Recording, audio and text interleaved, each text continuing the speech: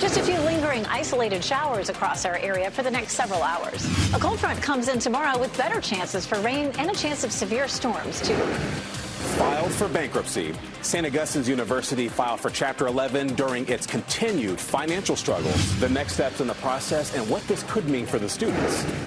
Social media threat. A man arrested overnight, facing charges of communicating threats of mass violence at NC State. What we're learning about this case ahead of his first court appearance.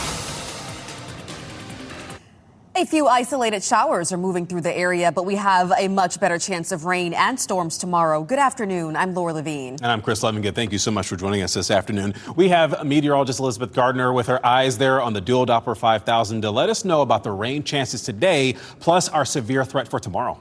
It's almost over for today. Here's a look at dual Doppler 5000 radar. We might continue to have a few isolated showers, but at least this first round. Moving on out, a little bit of isolated activity right there around I-95, the northern end. And then down here in Cumberland County, we're seeing a little bit of isolated shower activity. You can see this band just comes pushing through here, and it continues to fizzle out as it's moving into some drier air. The cold front is still well to the west, but along that front, we're starting to see some severe storms developing back here across parts of the deep south. And of course, the showers and thunderstorms are sinking southward as well. Here's a look at Futurecast, and we'll take a look at what we'll see for the remainder of the afternoon. Really, by 2 or 3 o'clock, we're done with it. And then that will be the end. We may even clear a little bit overnight. If we do, we're going to cloud up pretty quickly for tomorrow. Our rain chances for tomorrow go way up to 70%. There's a chance in the morning that we'll have some scattered showers and thunderstorms. Some of those could be strong to severe. I'm going to walk you through that on Futurecast coming up.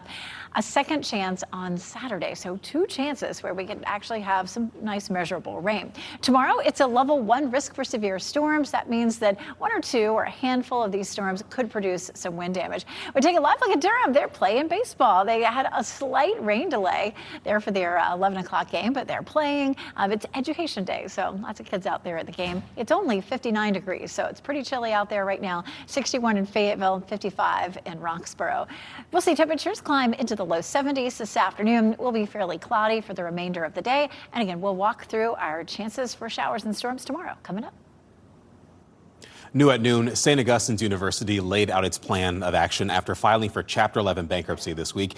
We reported that bankruptcy update as breaking news on WRAL News at 7 a.m. University leadership said that it's now focused on students. Let's bring in WRAL's Destiny Patterson. She has covered this story for years now, and she is live at St. Aug's. Destiny, the school now says it plans to stop its legal fight for its accreditation, at least for now.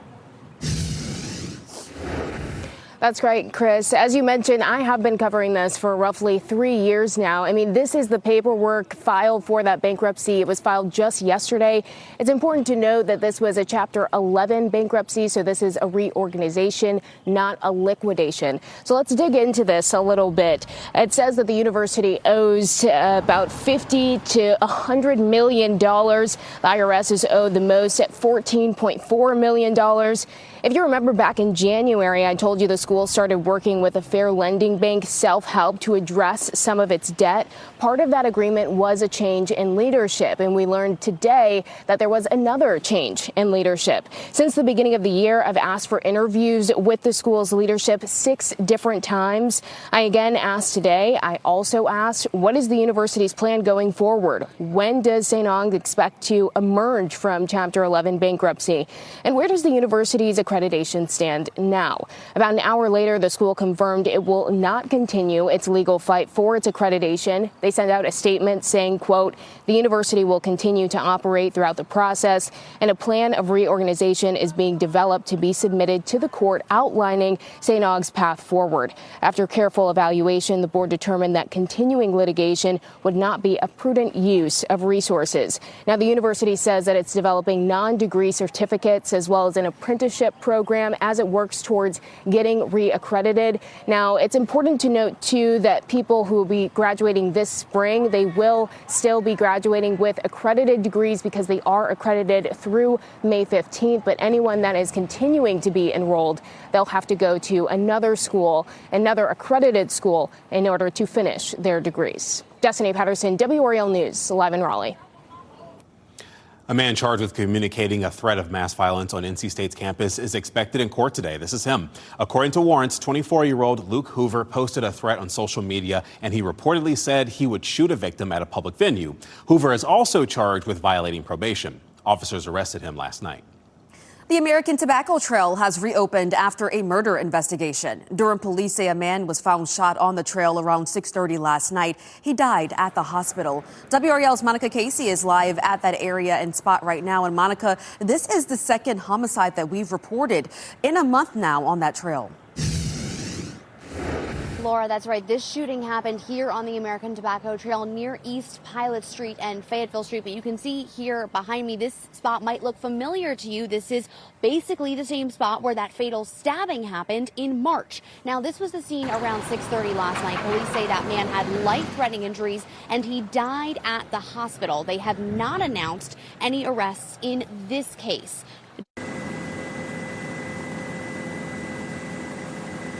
In that case, LaRue Barbie was arrested, and police say that incident was not random. Still, it had people on the trail shaken up. Now, I have reached out to police to ask what steps they took for safety here on the trail after that March incident, and if they are taking any new steps after this latest rash of violence here on the trail. As of right now, I'm still waiting to hear back. Live in Durham, Monica Casey, WRAL News. House Democrats unveiled bills this morning they say would protect students from federal immigration officials. New legislation would require schools to notify parents if federal agents request their children's data, and another requires school districts to have a plan for when federal immigration officials pay a visit to their schools. Democratic lawmakers say that it's important for state law to align with federal law and to protect immigrants in schools in case the law changes. Republican legislative leaders didn't immediately respond to requests for comments on these new bills.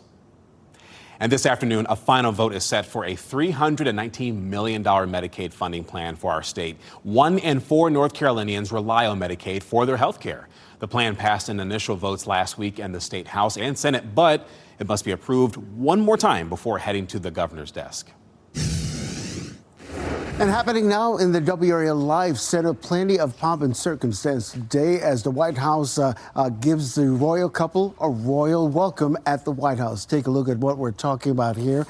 For King Charles and Her Royal Highness Queen Camilla, the royal couple greeted with a traditional military welcome at the White House, which included a pass in review of troops. The vice president and other members of the cabinet were in attendance. Now, the monarch and the president will be holding bilateral talks this noon hour ahead of King Charles's address to the joint session of Congress.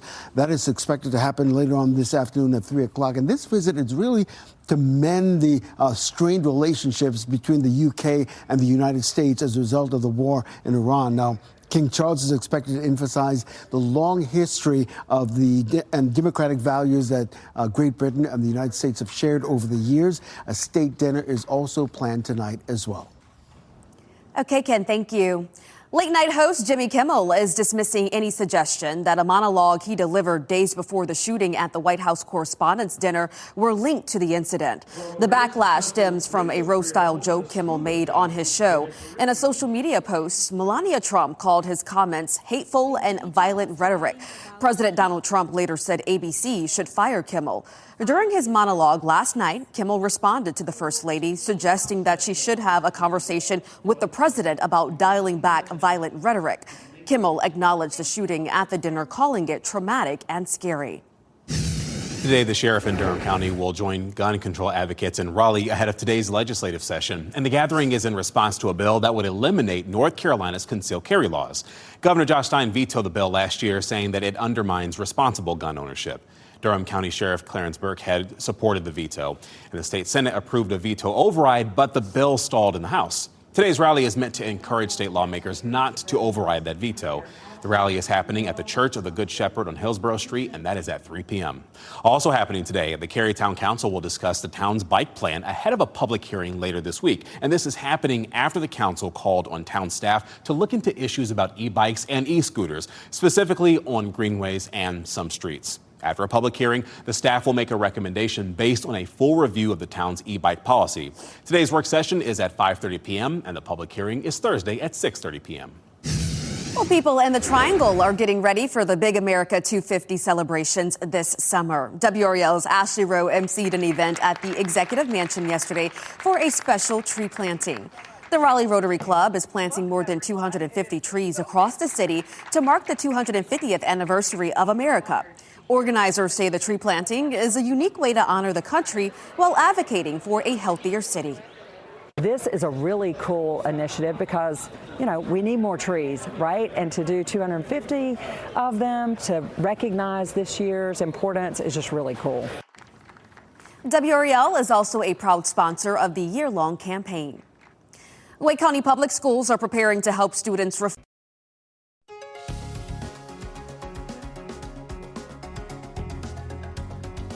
Well, certainly quiet over at Southern Pines right now. I think I only see one person over there golfing, maybe hitting the links on a day like today. We got your full weather forecast coming up here on WRAL News, and you're watching WRAL News, available on Hulu and the WRAL app on your TV or streaming device.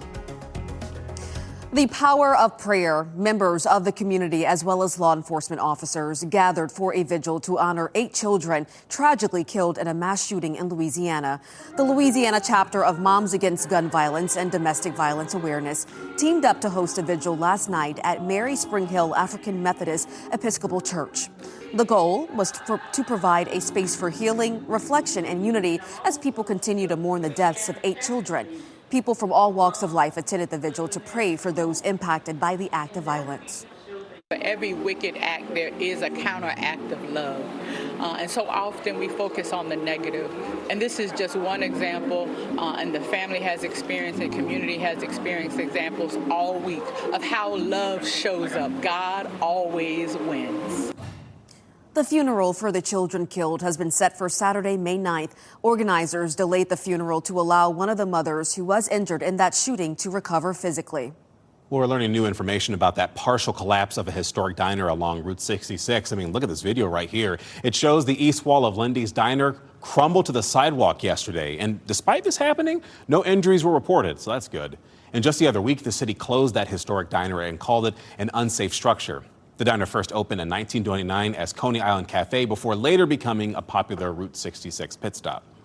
A very tense scene now captured on body camera as a trooper in Alaska rescued a teenager who fell through thin ice into freezing water. A couple who lives nearby witnessed the teen fall through the ice and jumped into action. At the same time, a trooper overheard the 911 call over his radio and raced to that scene. The homeowner offered the trooper a paddleboard to help pull the teen to safety. Footage here shows a trooper using a surfboard to reach and pull the teen from the icy water. At one point, the boy briefly manages to stand before slipping back through the ice. I would have to say by the time he got to shore, he was probably in the ambulance within, I'd say, a minute. And they already had him ready, wrapped up in blankets and ready to go to the hospital. The teen is expected to recover, and troopers say this serves as a reminder never to walk on ice because you don't know when you're going to break through. And happening now in the WRAL Live Center, boy, this ongoing drought continued to affect lake levels in Wake County and across the state. Take a look at what we're talking about. Of course, the Army Corps of Engineers constantly looking at Falls Lake. But this morning, the Corps says Falls Lake is 3 feet below where it should be this time of year. Of course, a number of communities, including Raleigh, sources its water from Falls Lake. We checked in with Ed Bunkin with the city of Raleigh. He says he has never seen the lake level this low below 3 feet in the month of April. He calls this unprecedented because the drought monitor comes out tomorrow telling us what the drought is looking like locally and across the state. And hopefully we can get a better perspective of that. Thank you, Ken. Some odd clouds took over the sky this morning, and you sent us plenty of pictures of these. Meteorologist Chris Michael tells us what they're called and how they form in today's Ask the Meteorologist. These early morning clouds really put on a show. This one in Cary showing the wavy nature of these clouds ahead of some showers. Tori in Raleigh also got a really neat shot of that. These all coming to us through WRAL.com/report it. Another shot here from Brittany and Garner showing more of the same. These clouds are called undulatus asperatus clouds. These are wave-like clouds that show the turbulent motion in that layer of the atmosphere. And this one probably shows it best thanks to Rich. out of North Raleigh. There was one other cloud type that I thought was pretty cool, and you typically see it with strong thunderstorms in the summertime. Sarah in Chapel Hill captured this shelf cloud, and you can kind of see that leading edge right there. What you've got is warm air that's rising above rain-cooled condensed air, and it forms this shelf or this leading barrier ahead of some rain. It's been a long time since we saw these cool cloud formations with it being such a dry April, but finally we had some of that. We've got more rain chances on the way as well. But if you got any cool pictures like these, you can send them to us through WRAL.com/reporting. Love the science behind this, and maybe someone watched this story and thinks, you know what, my next child, I'll name them Ungulatus. And interesting. Maybe Chris. Or maybe Chris, who knows? Weather-wise, though, you are looking at that next weather maker. Obviously, we saw some rainfall today, but it's that next bout of rain that you've been tracking as well. Yeah, so it's this front right here. This front overnight had this really powerful band, and that's what kind of ran out ahead. Now, it was so far out ahead of the energy that we knew it was going to fall apart. It's also moving into some drier air. So it's pretty much over. We still have a few showers falling there in Cumberland County. But now look what's happening here on the southern end of this. Now, all of a sudden, we do have the potential for some severe weather to develop here, especially across parts of Missouri. You can see the red and orange shaded areas. Those are severe thunderstorm and tornado watches that are in place now as that starts to get cranked up. For us, it's nice and quiet. We have cloudy skies, a couple sprinkles, a little bit of light patchy rain down there near Fayetteville and Cumberland County, a little isolated shower potentially coming out of Franklin County into Nash County. But for the most part, we're done with it for the day. You can see Futurecast shows it moving on out. We'll likely stay cloudy for the remainder of the day. Futurecast shows cloud cover at least up until around sunset or so, and we should keep things pretty cloudy overnight. For tomorrow, we could start the showers in the morning and a chance of thunderstorms. It looks like that clears out. One of our models wants to crank it back up again during the evening, but it looks more likely that the bulk of this is going to happen during the daytime, mainly in the morning. So we're going to kick things off at 3 a.m. and we'll pause it there at 7. So depending on what time you normally head out the door in the morning, you may be fine, it may be dry. There's 7 o'clock. But we push it ahead and there's 8:30. And here we have from Fayetteville up through the western part of the viewing area, this potential line of thunderstorms. It looks like the rain will be very heavy. It's going to be windy here, and it may be that some of the wind is strong enough to knock down a few trees or so. Here's 10 a.m. Durham, Raleigh, Goldsboro, Clinton in that heavy band, and then that heavy band is mostly out of the viewing area by noon or so. And that could be the end of it. We may end up seeing a few isolated cells pop up here and there, especially later on in the evening. For the most part, that should be the bulk of what we end up seeing. And then we're dry on Thursday. It is a level 1 risk for almost the whole state. So again, that chance for some storms that could produce a few trees down. Don't forget, we still have the burn ban. We had that rain on Saturday. We'll see more rain tomorrow and even this coming Saturday too. Saturday seems like the time that it's going to rain, but that's okay. We'll take it. We need all the rain we can get. But the burn ban is likely to be in place for quite some time. We take a look at downtown. Plenty of people out and about. It's a little on the cool side. Lots of long sleeves, long pants out there. But the rain is over for the Triangle. 59 is our current temperature, but we may climb all the way up to around 70 this afternoon. 71 Durham, 75 in Fayetteville. High temperatures 76 for tomorrow. And then even after the cold front comes through Thursday and Friday, we're going to still be pretty close to normal. But we do have the potential for some colder temperatures than normal in the next 6 to 10 days. And I know that probably makes some of you, but not all of you, happy. It's hard to make all of you happy. Saturday, it'll be rather wet with a high of 66 and then comfortably cool on Sunday, and it will be dry. Coming up, we're going to talk more about how much rain we'll see in the next 7 days. Yeah, looking forward to that. All right, thanks, Elizabeth. Next at noon, tariff refunds. 5 on your side is going to share who could be eligible to apply for them and whether they make an impact in the long run. Plus, wearing weighted vests. Many Americans are jumping on this fitness trend. What you should know before you strap one on your back. And if you see breaking news, have a story tip, or take video or pictures of the weather, please report it to us. You can go to WRAL.com/report it to send your video, pictures, or tips to our news team. We'll be back.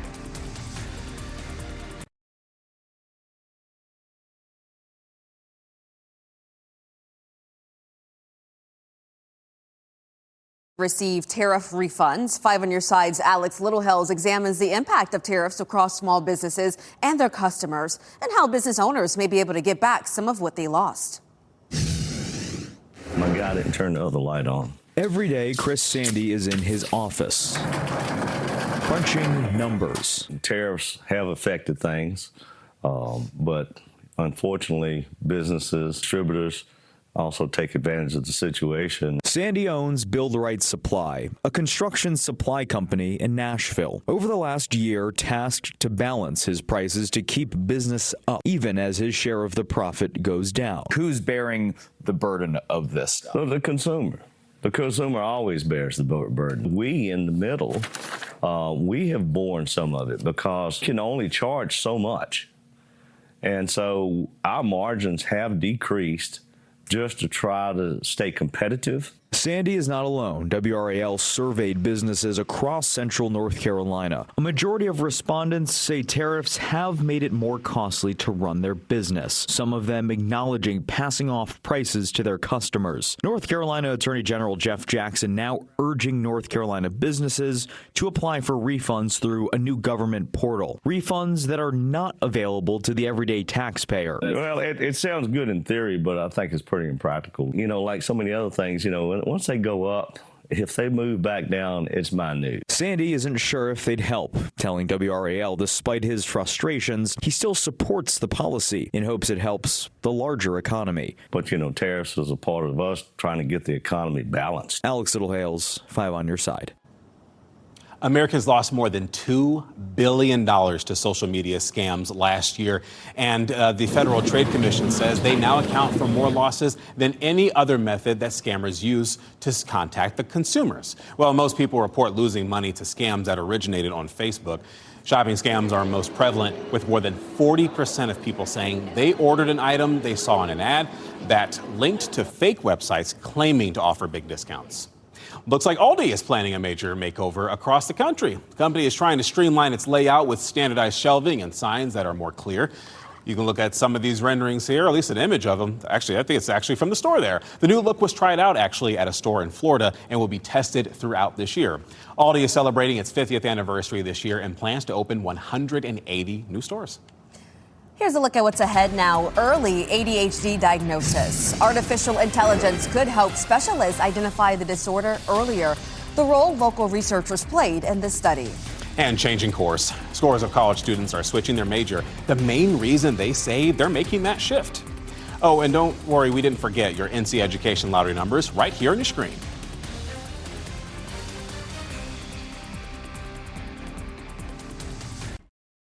Live from WRAL News headquarters in Raleigh, your number one source for local news. WRAL News, coverage you can count on. In about an hour, a man charged with communicating threats of mass violence on NC State's campus is due in court. I'm talking about 24-year-old Luke Hoover. He was arrested overnight after allegedly threatening to shoot someone on campus. WRAL's Sean Gallagher, let's go ahead and bring him in. He joins us live to talk more about this. So, Sean, you've been looking into this for a bit. What have you learned about this guy? Well, Chris, the university got back to us this morning telling us that Hoover has no affiliation to the university, despite him allegedly making that threat of committing an act of mass violence on campus. Now, here's what we know. Hoover's listed address is in Moore County, but he was arrested at this home in the northeast part of the city. A neighbor sharing video with me of the police activity outside their window last night, and the U.S. Marshals confirming they assisted the police in the arrest here. Hoover is facing one felony count for making that threat. The arrest warrant indicating Hoover made the threat on social media that he intended to shoot a victim at a public venue. And it says he threatened to commit an act of mass violence on educational property. And that neighbor tells me he's had issues with Hoover and the homeowner in the past, and that Raleigh police have been called to the home before. But Raleigh police just got back to me saying they don't have any calls for service to that address within the last 2 years. Now, Hoover does have a prior record. He was convicted in 2019 and 2020 of larceny and possessing stolen goods. And then back in 2024, he also faced charges for breaking probation from those 2019 and 2020 convictions. Right now, he's being held with no bond, but he'll be in court here in just about an hour. Of course, we'll have updates later this afternoon. In Raleigh, Sean Gallagher, WRAL News. Well, following some breaking sports news this noon hour, take a look at this video right here. This is Damon Jones. He's an ex-NBA player. Today, he pleaded guilty in a federal gambling scheme that netted more than 30 arrests. He pleaded guilty for selling insider information to gamblers. The 49-year-old who played for 10 teams during the 11-year career, including the Cleveland Cavaliers, appeared before a federal judge in Brooklyn and admitted his guilt to one count of wire fraud conspiracy. Basically, he would get insider information about who was playing now and who wasn't playing in the game and would sell that information to private gamblers. He could be facing a sentence in January. Ken, thank you. We are just hours away from learning the future of Medicaid for more than 3 million North Carolinians. WRAL's Kelsey Coffey explains why this new plan for Medicaid has been an issue among lawmakers for months. Medicaid is on track to run out of funding next month, affecting millions. That's why the vote that is scheduled to happen today here at the Legislative Building is so crucial. 1 in 4 North Carolinians rely on Medicaid for their health care. If the program runs out of money, more than 3 million people could be denied coverage. Governor Josh Stein has been pressing lawmakers to approve new funding since last year, but lawmakers have disagreed over spending priorities. Medicaid is running on years-old numbers that don't account for the state's population growth or recent inflation. That's because lawmakers still have not passed a new state budget. The plan to fund Medicaid is expected to pass the legislature and head to Governor Stein's desk this afternoon. To find out what else is in the bill and why it's drawing so much criticism, head to WRAL.com's homepage. Kelsey Coffey, WRAL News in Raleigh. And of course, WRAL will stay on top of this story throughout the day. We'll have the result of that vote in later newscasts starting at 4 this afternoon. Scientists are breaking down the factors that can help trigger violent storms that produce tornadoes. And they want to know why these storms are so common across the U.S. compared to other countries. Kevin Uretsky takes a closer look at the science behind this. Every year, roughly 1,200 tornadoes carve paths of destruction across the country. The United States has more tornadoes and greater tornado density than any place in the world. That's according to the National Oceanic and Atmospheric Administration, which warns peak tornado season is on the horizon for communities throughout the southern plains, lasting from May into early June. Peak season for the northern plains and upper Midwest, meanwhile, typically lasts from June through July. Tornadoes are complex phenomena. Still, the agency says tornadoes can happen at any time of the year, day or night. However, they usually touch down between the hours of 4 and 9 p.m. And can have wind speeds of 60 miles an hour to as much as 300 miles an hour. And while scientists don't yet fully understand how tornadoes form, research has shown some of the most powerful storms are the result of rotating thunderstorms, or supercells, which can also trigger hail, lightning, and flash floods. Weather experts say large areas of low atmospheric pressure that accompany these storms can help produce tornadoes. What we do know is that storms that form tornadoes usually start with rotation aloft in the mid parts of the storm, and that cascades down closer and closer to the surface. Geography also plays a role in why parts of the country are tornado magnets, with warm moisture being brought up from the Gulf and Western Caribbean. And then we got the mountains on the west side, and they create a unique environment that's supportive of very strong instability or energy for thunderstorms. That was Kevin Uretsky reporting. North Carolina sees about 30 tornadoes per year, and WRAL meteorologist Chris Michaels explored how tornadoes form and why certain parts of the country are more vulnerable than others. You can find that on WRAL.com. Just search Ask the Meteorologist. Extreme drought is causing a lot of buzz beneath the ground. Loss of forage because of the drought, if anything, is going to reduce their numbers because they just don't have the capacity to provide for the next generation.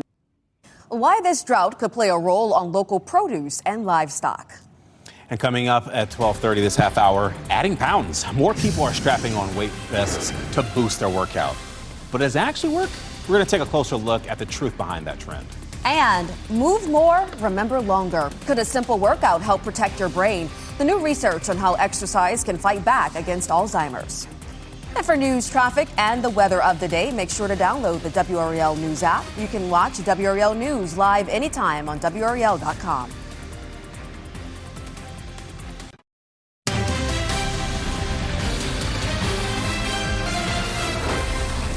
Welcome back. Attention deficit hyperactivity disorder, or ADHD, affects millions of children, yet many go years without a diagnosis. Now, Duke Health researchers believe artificial intelligence tools can accurately estimate a child's risk of developing ADHD years before a typical diagnosis.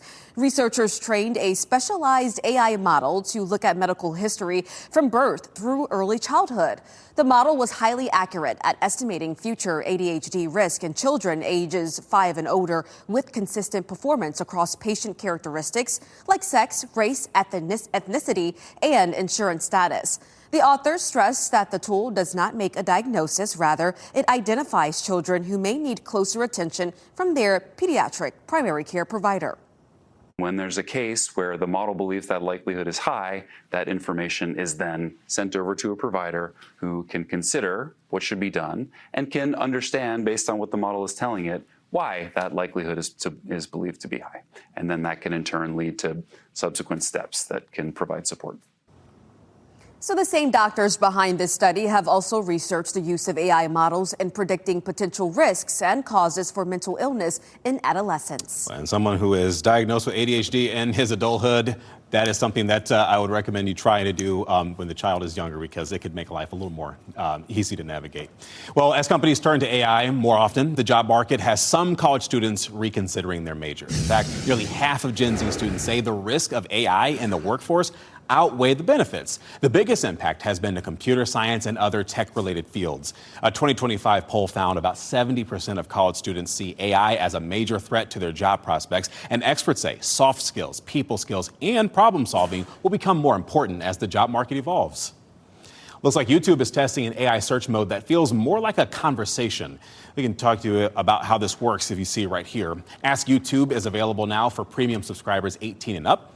It lets you ask complex questions and get comprehensive results that include text and video. You can also ask follow-up questions or choose from suggested prompts as well. All right, well, wearing weighted vests, the fitness accessory, is growing in popularity. We'll share more advice to keep in mind, but before you purchase one, before your workout. Plus, dazzling drone display. Thousands of drones lit up the sky ahead of a celebration of music and culture. We'll show you more from this.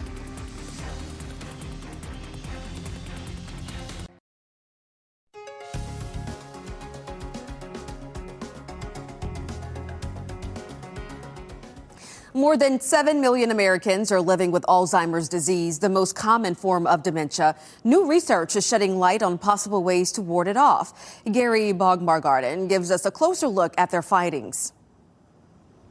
Did you know that your brain produces waste? Well, as it normally functions, the billions of cells inside create byproducts, including various proteins and acids. And according to the National Institutes of Health, a buildup of this waste can lead to inflammation, damage nerve cells, and increase the risk for neurological diseases like dementia. Dementia and other neurodegenerative diseases are very hard to understand, but they're also very large environmental components and things that you can do that can prevent them. But medical experts say cerebrospinal fluid surrounding the brain and spinal cord is critical in clearing this waste. And new research from a team at Pennsylvania State University finds exercises that cause this fluid to swoosh around the brain could help further reduce waste and fend off dementia. What we showed in mice is that the motion of the brain is tightly linked to the contraction of abdominal muscles. And this is because there are blood vessels linking your spinal cord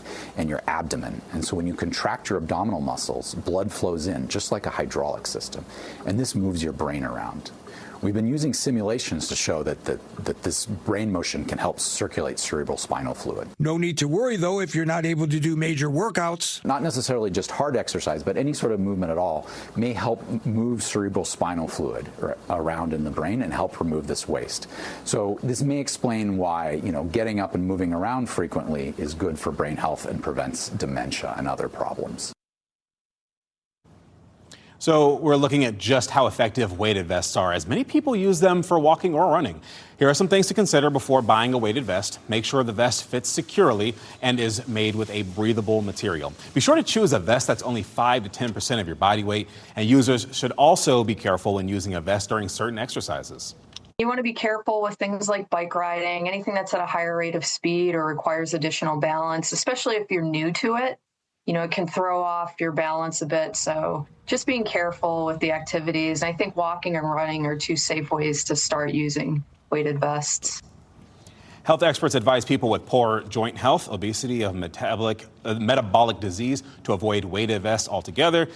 In terms of the joints, I wish I would have learned that when I was working out with the weighted vest long ago, because my knees did not like me after that. Yeah, I'll only walk with it on if I do it, honestly.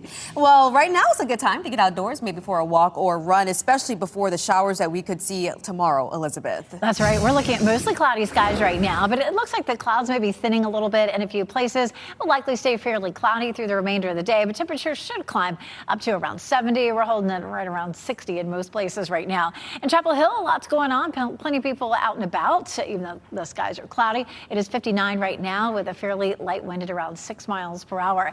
This front comes to pay us a visit for tomorrow. Right now, it's bringing some severe storms to parts of the Midwest, especially over around Missouri and Arkansas. Those areas starting to see some of the severe weather getting cranked up. Nothing's likely to be severe for us today. As a matter of fact, we're done with the rain for now. Best chance for severe storms for today will be west of Memphis and around and east of Dallas. That's where there's a level 3 risk. And already we have severe thunderstorm watches and tornado watches in that area. This is a look at what we're seeing. Just a little light rain there in parts of Sampson County, and then Johnston County. That is moving right on out. So we're pretty much done with the rain. You can see Futurecast pushes the rest of it out within the next hour. Futurecast tries to, bring us a few holes in the clouds, so maybe we'll see a peak of sunshine, but I feel like it's probably going to be gray for the bulk of the day.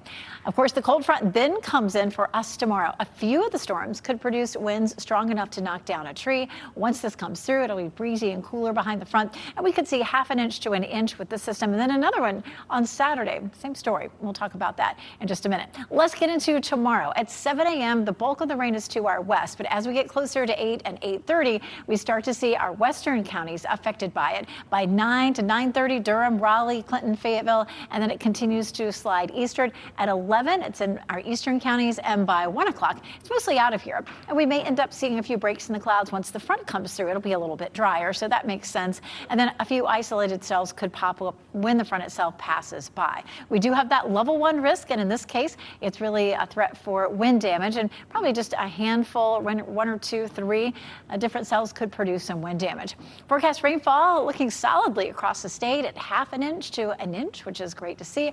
And then when we add in Saturday, it goes to an inch and a quarter. I'll tell you, looking at some of the model runs for Saturday, this is going to be a coastal low. And I certainly do feel like the farther south and east you are, the better chance that you're going to have of seeing some of the rain on Saturday. Maybe that'll start to move back inland, but it's starting to trend a little bit farther offshore, which is not great for additional rain for us on Saturday. But we'll keep watching it. Don't forget, we still have the burn ban in effect until further notice, even though it's cool and we had a little bit of light rain today. That is still in place. And of course, we also still have the drought that will be with us for quite some time. Once the front moves through, we're still nice and mild on Thursday and Friday, but with some showers on Saturday, it looks rather cool with highs in the 60s. Elizabeth, thank you. The FIFA World Cup is going to the dogs. Four-legged supporters can now celebrate the international competition in style. When pet parents can pick up their favorite jerseys for their animals. And here are your winning Powerball numbers: 18, 31, 33, 36, 62. The Powerball is 3 and the multiplier is 3.